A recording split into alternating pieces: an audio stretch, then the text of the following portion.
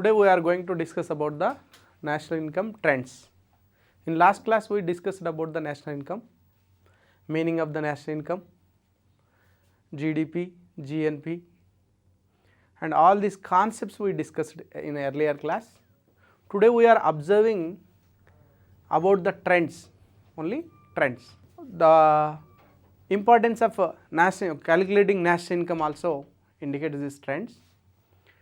By observing the trends is the reflection of economic development of one country. National income trends reflects in economic development of one country. If the trends are increasing such a rate, it indicates the economic development.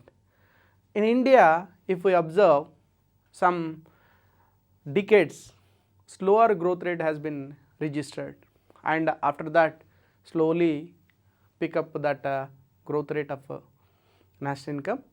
That things we have to observe. And one more thing we have to keep in our mind, national income can be calculated in two types of prices. One is current prices, another one is constant prices. National income increases with two reasons. One reason is real goods and services increasing. Really, goods and services increasing. For that reason also national income increases. One more reason to increase the national income is price rise. If we are calculating national income in current prices, national income can be increased for two reasons. One is goods and services increasing in real goods and services, another one is price rise. To eliminate the price rise, we use the constant prices. And another one thing, eliminate the growth of population impact on national income, we calculate per capita income. And that things we will observe. During 1950 onwards, during 1950-51,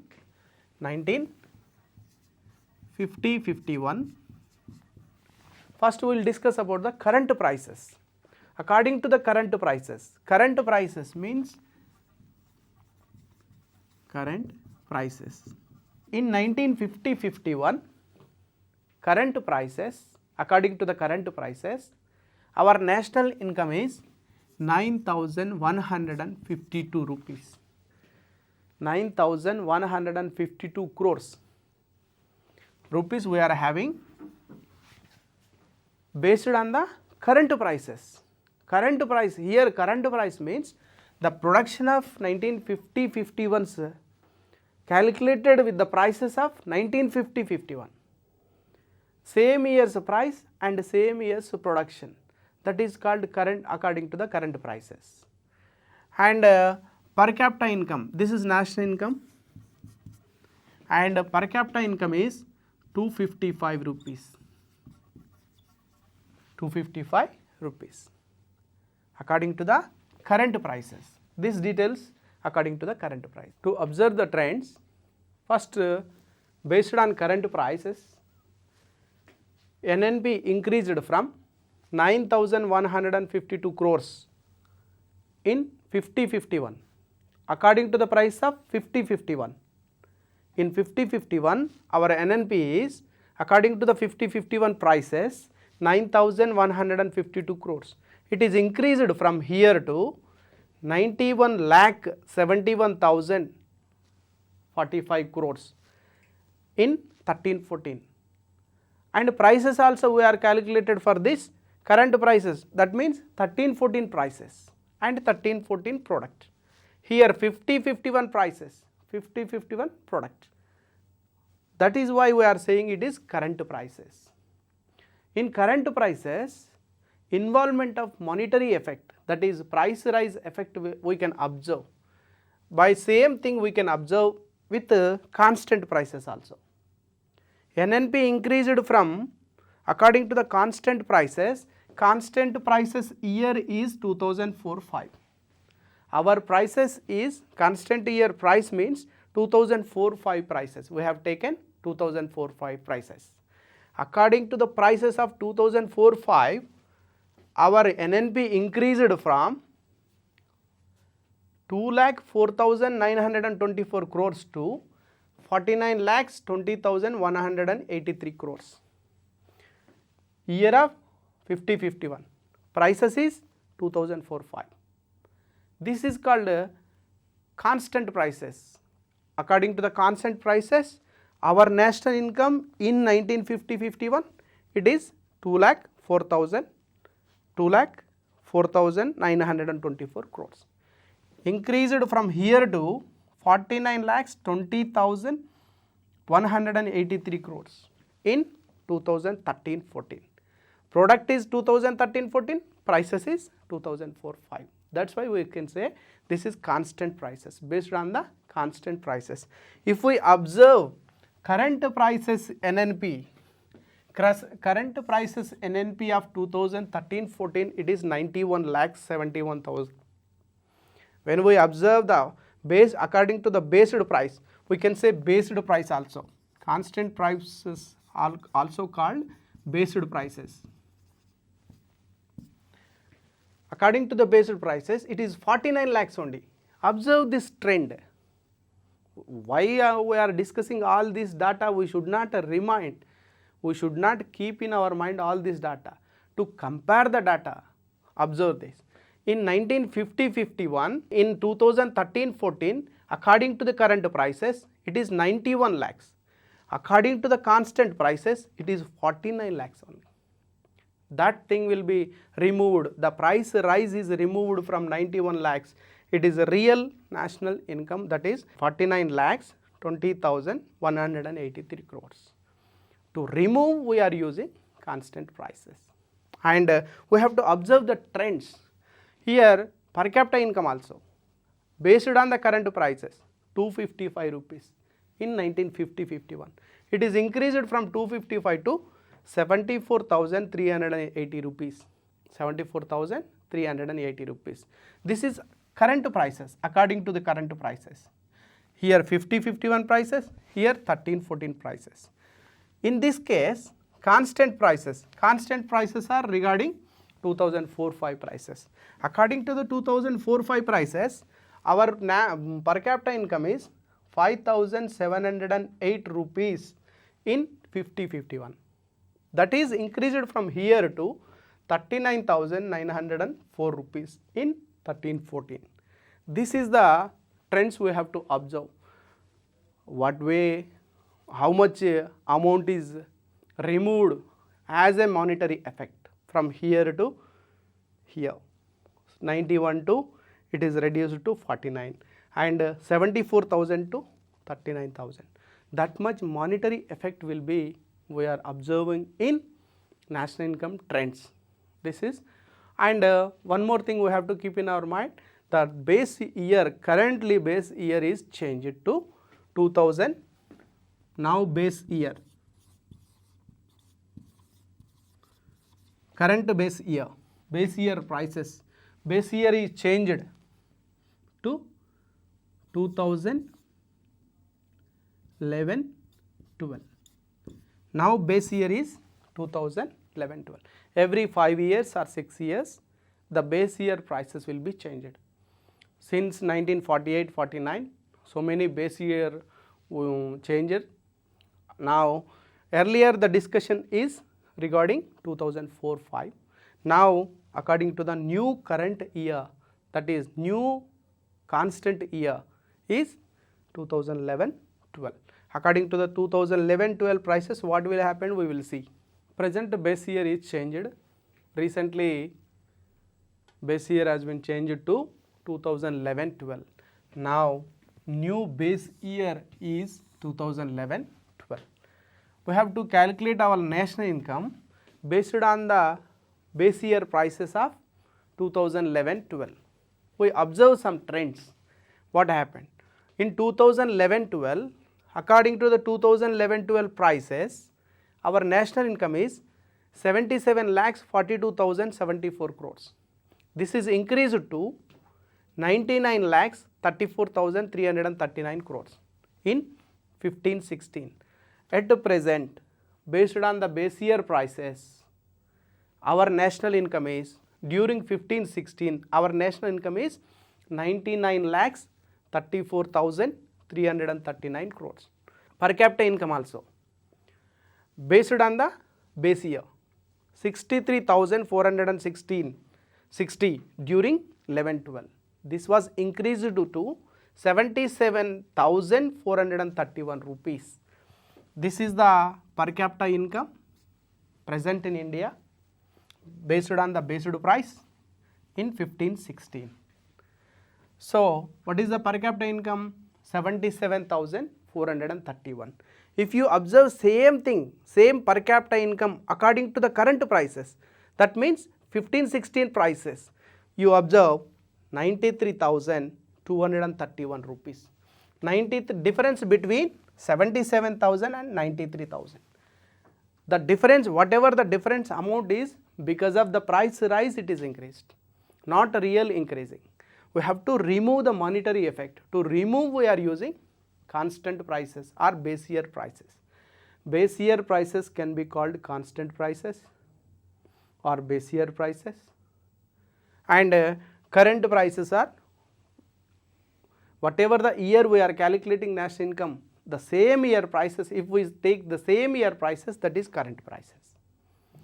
If you observe the 2011-12 current year prices, 77,42,074, and the same current year prices, 1516 prices used to calculate the national income of 1516, that thing 1,19,61,524, 1 crore 19 lakhs. The difference between 99 lakhs and 1 crore 19 lakhs, that thing is monetary effect which we removed with the help of base year. To remove the monetary effect, we are using this base price. What are the trends? How much we have to, how much national income is increased with monetary effect, and how much national income is increased with the real increase of goods and services, we have to calculate. For that purpose, we use the base year. Every 5 to 6 years, or even sometimes we use it to change the base year at 10 years. First time based prices is 48-49, and the next 60-61, like that. So many years we have changed. Present current base year is 2011-12. We are going to discuss about the growth rates of national income and per capita income. Earlier we discussed in the actual figures, crores of rupees we discussed. The same thing which we are going to discuss in the form of growth rates. Since independence, after independence, starting our planning era, since 1950, we observe that during the period of 1950 onwards to present situation, we classified that 30 years, first 3 decades of planning era, that is 1950-51 to 80-81, we registered a small growth rate. Only 3.5% of the national income, average annual national income for that 30 years is only 3.5. It's a meager, it's a very small growth rate which we registered in our Indian economy. This was Professor Raj Krishna indicated that 3.5 is the Indian growth rate. Like that, he commented on that 3.5 is the Indian growth rate. That 3.5's name is itself, it is the Indian growth rate.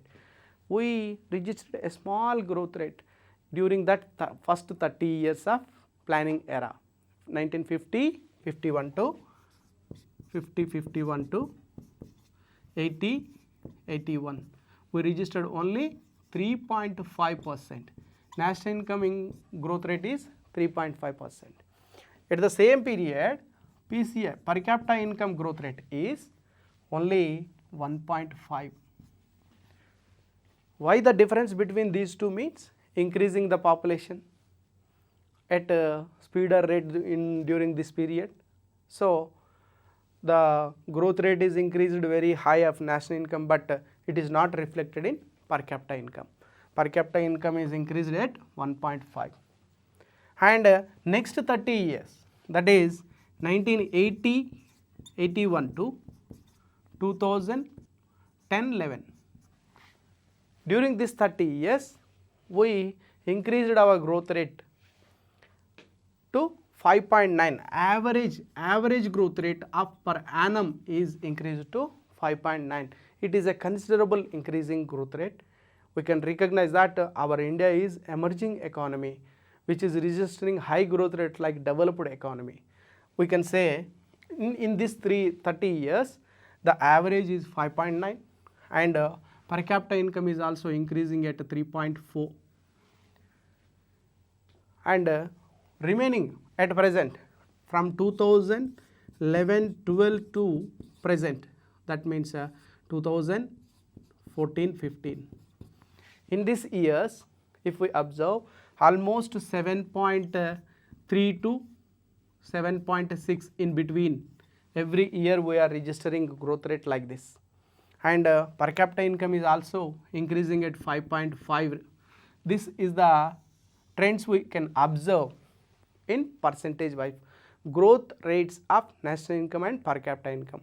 In decadal wise, we can observe that data. First decade 50-51 to 60-61, our national income growth rate is 4.2%, and 60-61 to 70-71 3.5, and 70-71 to 80-81 2.9. Average of this 30 years is giving you the 3.5%. And like that, if we observe our data trends, we can observe that slowly we started growth rate. Our growth rate is started very slowly, and after 81 onwards, we registering high growth rates. After 1980-81 to 2010-11, in between these 30 years, we speed up our growth rates. This is the policy which have taken by the government. It is implementing in the development process, economic development process of India, and we are slowly increasing our growth rates. Now our growth rate is around 7.3 to 7.6, which is equal to developed countries growth rates like USA, and all developed countries also register like this. And that's why China and India are called emerging economies, who are registering high growth. Though they are not developed countries, they are registering high growth rates like developed countries. So these two countries are called emerging countries. This is the growth rates, annual growth rates of national income and per capita income during 1950-51 to 2015-16 we observed. Now we are going to discuss this growth rates of national income and per capita income during the plans. First plan, national income growth rate is 4.4, and in second plan 3.8, in third plan 3.8, in fourth plan 3.1, fifth plan 4.9, and in sixth plan 5.4. Slowly, if we observe the trend, need not worry about the points which we should keep in our mind. Follow the trend, how our Indian economy national income is increasing plan wise. First plan to second plan, it is little bit decreased. Second plan to third plan, further it is decreased because of the unavoidable things, wars we faced during that period. So drought conditions we faced in that period. So in national income is decreased, and slowly it is started pick up from fourth 3.1, 4.9, 5.4, 5.5, 6.7, again small decrease, and 10th plan onwards we are registering high growth rates like 7.8, 7.6. Even in 12th plan also we are registering almost average above 7.2. This is the trend which we observe during the plans. Same during that plan we can observe the per capita income also. First plan 2.6 and second plan 1.7, third plan 0.4 and fourth plan 0.8. This indicates the rapid growth of population. Even national income is increasing, but per capita income is not increasing. Why? Because how much national income is increasing, the same percentage is followed by the population. So the per capita income is not reflected, not increasing as the national income is increasing. So fifth plan 2.6 and 3.1, 3.3, 4.5. Slowly per capita income is also increasing. This trend, because of the high growth rates in national income, it is reflecting in per capita income. Slowly after 9th plan, 10th plan and 11th plan, slowly population is also increasing, rate is decreasing now. That thing can be observed in per capita income. So far we discussed about the national income trends and in actual figures and growth rates wise. We have seen since starting of 1951 to 2014-15 and we observed during the plan wise. Now we are going to discuss about the sectorial contributions to national income. What are the sectors? First, our Indian economy classified into three sectors: primary sector, secondary sector and tertiary sector. Tertiary sector's another name is service sector. Here primary sector can be, sometimes we can use that agriculture sector. Primary sector is nothing but agriculture sector. Secondary sector nothing but industrial sector. Tertiary sector or third sector or service sector, we can say like this. Total Indian economy classified into these three sectors. Contribution, sectorial contributions. Each sector is contributing some rupees to the national income. For example, national income is 100 rupees. If it is 100 rupees, how much from that total 100 rupees, how much is coming from primary sector, how much is coming from secondary sector, how much is coming from tertiary sector. That is called sectorial contributions to national income. If we observe that in starting of our planning period, that is starting of our own ruling 1950-51 onwards, if we observe that in that year primary sector is a major playing a major role in contribution of national income. Almost 57.2% of the income is contributed by primary sector, and in that period secondary sector is contributing 14.8% and tertiary sector is contributing 25% of the national income. If we observe this data, it is the symbol of underdevelopmentness. If any country depending on the agriculture is playing major role in contribution of national income as well as contribution of employment.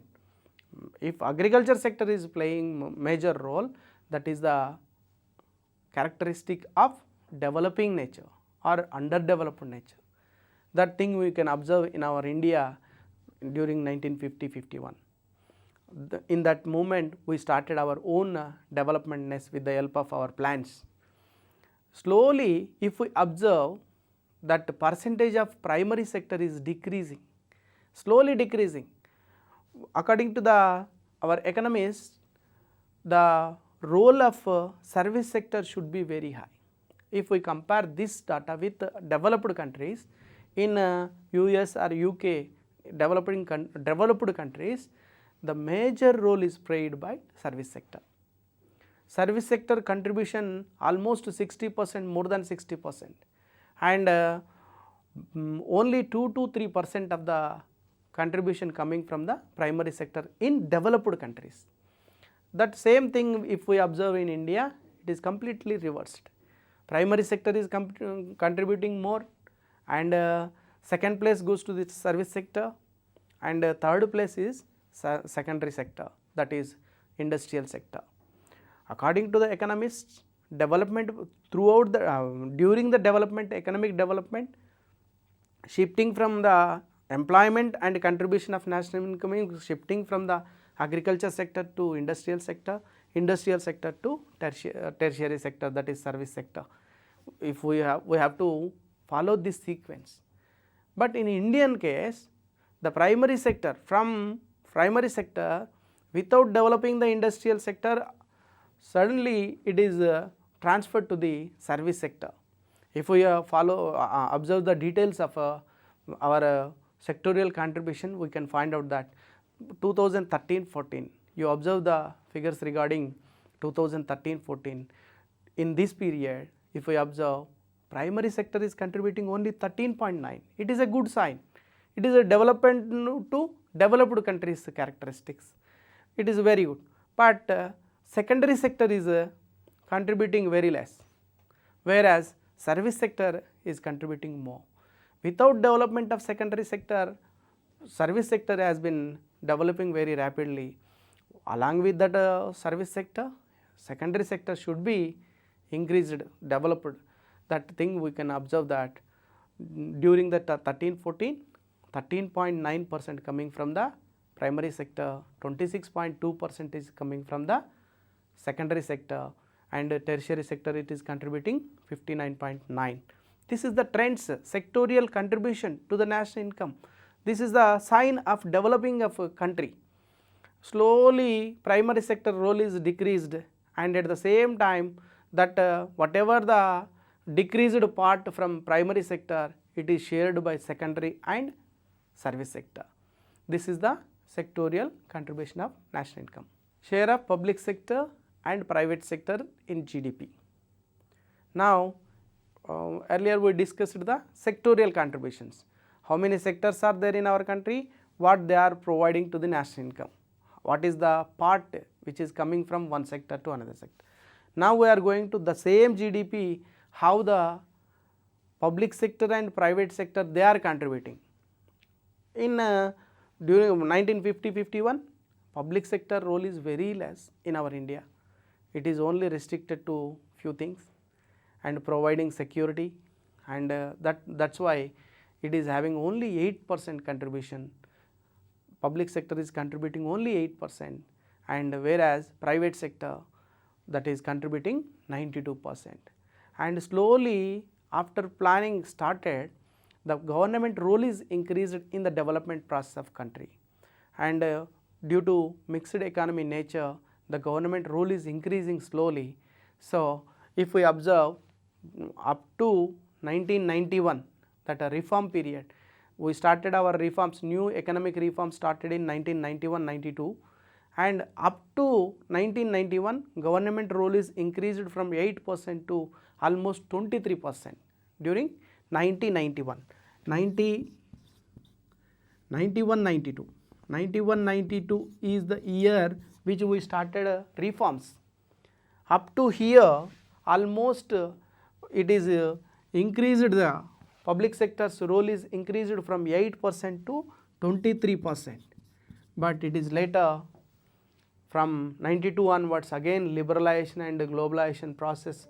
Due to this policy which we adopted during the reforms, again private sector role is increased, and government sector role is little bit decreased from 23rd to it is decreased to 20%. Now at present public sector is providing 20% contribution and private sector is providing 80% of the GDP. This is the share of public sector and private sector in GDP according to the 99 prices, 99-2000 prices. That time based on the base year is 99-2000. After 99-2000 prices, base year is changed to 2004-05, and again now 2011-12 is the base price. Now share of rural and urban in contribution in GDP. If we observe that rural sector is contributing more in during 70-71, 62.4% of the GDP is coming from rural areas, and 37.6% of the GDP coming from the urban areas. 99 to, if we observe this 99 2000, the rural contribution is decreased from 62.4% to 48.3. That means the role played by the rural sector is decreasing and urban is increasing. Urban sector is increasing. Earlier we can interpret like this. Earlier during the 70-71, most of the people engaged in agriculture sector, so rural sector is contributed more. Now according to 99 2000, 48.3, it is decreased to 48.3. That means employment depending on agriculture is slowly decreasing and it is moving to the urban side, and they are engaged by industry and service sector. So that thing we can observe with this help of this data. And during 1999 2000, the urban share is increased from 37.6 to 51.7. It is a good sign for us, and more contribution should be coming from industrial sector and service sector. We have to share this is share of rural and urban in GDP. Share of organized and unorganized sector. Here organized and unorganized. What is the meaning of organized and unorganized? We have to discuss about that. Organized sector means it should be registered in the government rolls. According to some sections, it should be registered in government rolls. That sector is called organized. Which is not registered, that is unorganized. Agriculture sector is all unorganized sector. Every year the registered companies, they present the balance sheet, and here whatever the other which is not registered and it is not presenting the balance sheet, that is comes under the category of unorganized sector. If we observe the contribution coming from the organized and unorganized sector is playing major role in contribution of GDP. If we observe during the period of 80-81, 70% of the GDP is contributed by unorganized sector, whereas organized sector is contributing only 30%. Thus the organized sector role is decreased, but though if we observe during 2007-8, still it is decreased from 70 to 57, but even though it is now contributing more than 50%, that is 57% now also, even now also it is coming more than 50% from unorganized sector, and 43% is coming from organized sector. This is share of organized and unorganized in GDP, in rural GDP. But it is in this GDP, urban GDP is not included, separately individually in rural GDP. If we observe that in rural GDP, percentage of the agriculture is very high. Obviously we can know that in rural areas main occupation is agriculture. So agriculture is playing major role in rural GDP.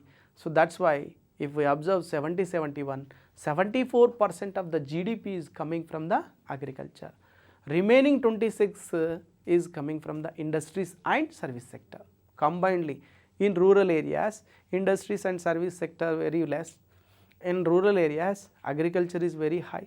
That's why in rural GDP, 74% is coming from the agriculture, 26 coming from the industries and service sector. Again 7-8 during the 7-8, if we observe, this thing little bit changed, and in place of agriculture now share of industries and services increased to 58%. This indicates that even in present day in rural area also the industries and service sector is increasing. Banks branches are increasing and other service sectors are increasing. Transport sector and communication sectors are increasing in the rural areas. So their contribution is increased to from 26 to 58%.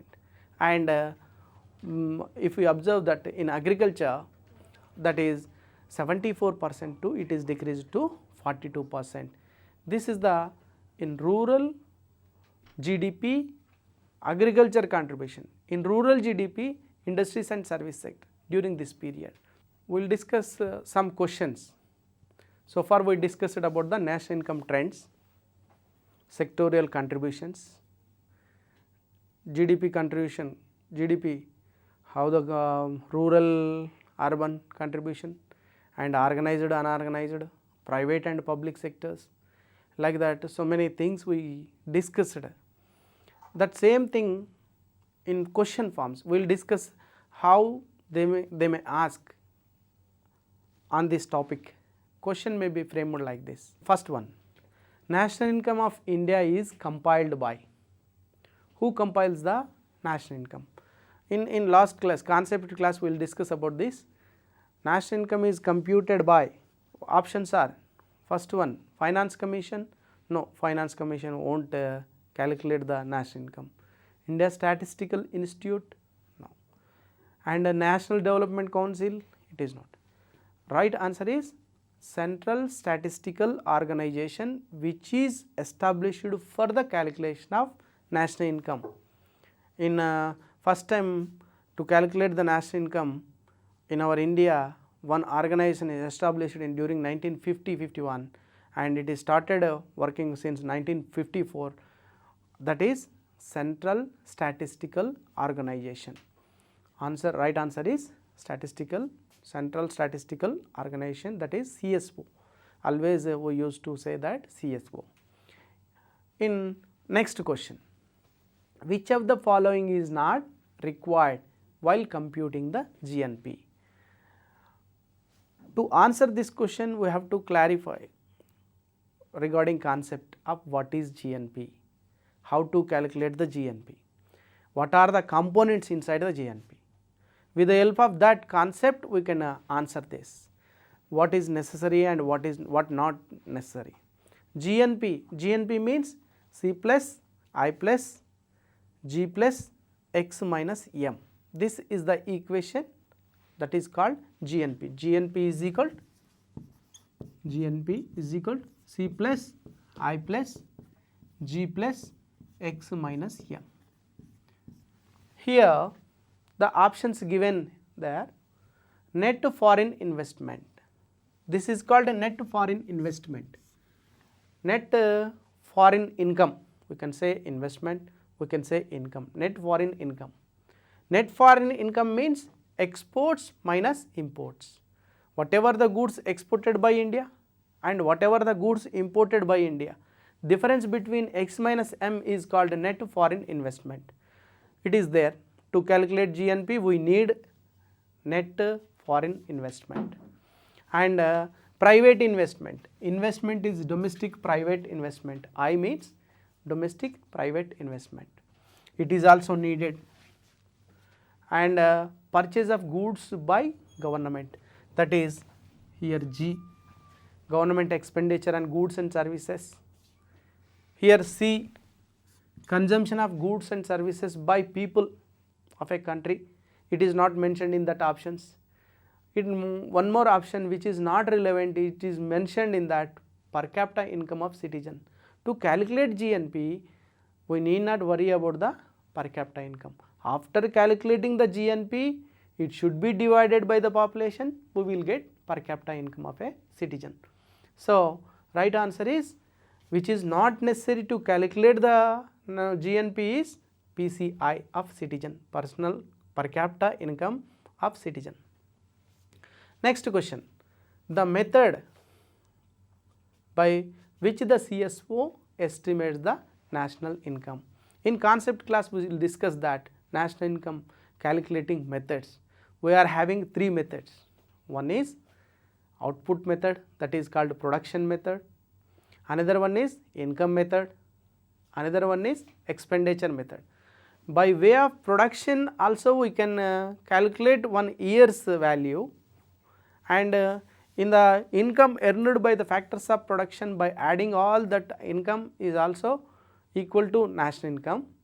And the spending of the people, government and firms, by adding these three we will get national income. In these three methods we can calculate the national income. So the method which the CSO uses. Combination of all these three is the right answer. In some sectors, income method is used. In some sectors, production method is used. In some sectors, expenditure method is also used. So, right answer is a combination of all three. Next, the standard living in a country is represented by its standard of living a person. How can we assess the standard of living in one country? With the help of per capita income itself, we can know, we can discuss. Per capita income explains the standard of living of a person. National income, total income of the country during that 1 year period. Poverty ratio it's not an appropriate option for us. Unemployment rate, with the help of unemployment rate we can't assess the standard of living. Okay, answer is per capita income. With the help of per capita income we can assess the standard of living in country. Which is the best measure of economic growth of a country? Country's economic growth can be measured. We are having some indexes. So many indexes are there. GNP is there, GDP is there, per capita income is there, HDI is there. So many indexes are there to calculate, to measure the economic growth, progress of one country's economic growth. We are having here options are given only 4. Here there is no HDI.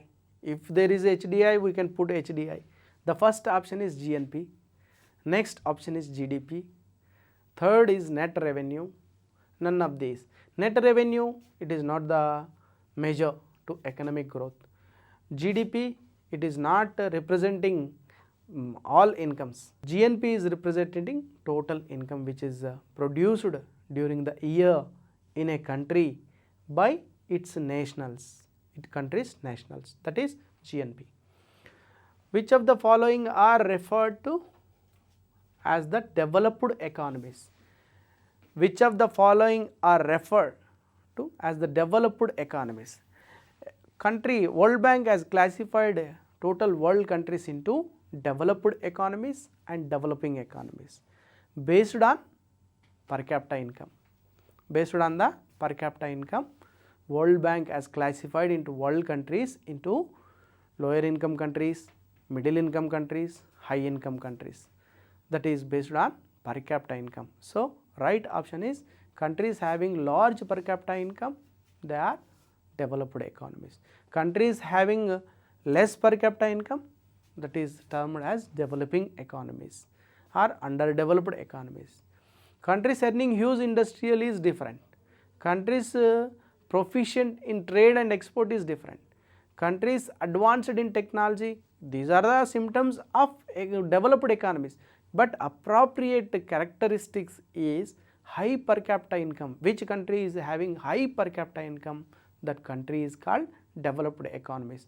Based on the per capita income itself, we are indicating America is developed and UK is developed and Germany is developed. So, that is the right option is third one, countries having larger per capita income. National income trends. In the topic, the sum of total incomes received for the services of labor, land, capital in a country is called. Here the national income is based on the factor cost. National income is calculating based on the factor cost. Factor cost means whatever the factor of productions they are earning as a wages, rent and interest along with profit. If we added these 4 shares, we will get national income. That is right appropriate word is national income. In India, national income is nothing but net national product at factor cost. Net national product at factor cost. National income means GDP also sometimes we used as a national income. GDI also national income. GNI also national income. But right appropriate word for national income is net national product at factor cost.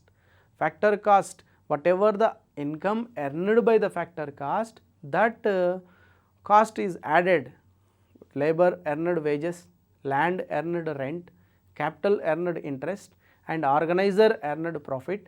By adding these 4 factors of production, we will get national income. That national income is nothing but net national product at factor cost. These are the questions which we are discussed based on this topic. One more question, that is with reference to the Indian economy, consider the following statements. Question may be asked like this: 2 inferences may be given. Among the 2, A is correct or B is correct, both A and B is correct, neither A nor B is correct. Like this, this type of questions may be. First, the question, to understand the question, the gross domestic product has increased by 4 times in the last 10 years. In last 10 years, GDP is increased 4 times.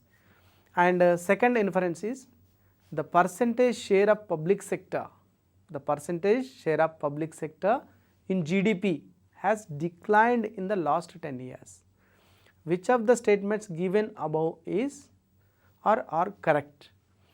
In this, we will discuss it that percentage share of public sector in a diagram, in a box, we will discuss this point.